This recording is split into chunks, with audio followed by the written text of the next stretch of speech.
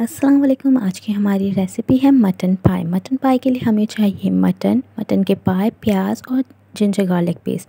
अब एक पॉट में हम पानी लेंगे, उससे बॉईल होने देंगे। इसके अंदर मटन के पाए और लहसुन अदरक शामिल करके एक बॉईल देंगे।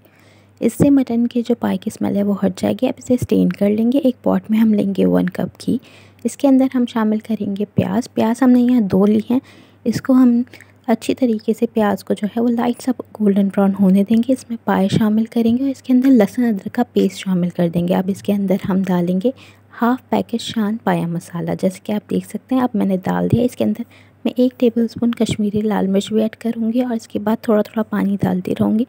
और जितनी मुझे ग्रेवी चाहिए, जिस हिसाब की कंसिस्टेंसी की मुझे पाए चाहिए, उस हिसाब से मैं जो है इसके अंदर पानी डालती रहूँगी। अब 2 घंटे के लिए हमें इन पायों को कुक करना है, जैसे कि आप देख सकते हैं।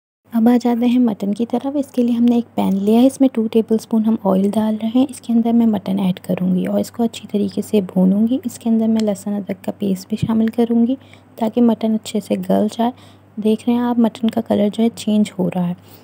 यहाँ पे मटन का कलर जब बिल्कुल चेंज होने लग जाएगा तो इसके अंदर मैं ऐड करूँगी हाफ़ जो शान का पाया मसाला बच गया है, उसको मैं यहाँ पर ऐड करूँगी। इसके साथ हम 4 से 5 टेबलस्पून जो है वो दही शामिल करेंगे और इसको बहुत अच्छी तरीके से भूनेंगे। जैसे ही ये मसाला बिल्कुल भुन जाएगा, इस गोश्त को जो है हम हटा देंगे और इसको हम पाई में शामिल कर देंगे और फिर अगेन पाई को हम 2 घंटे के लिए पकाएंगे।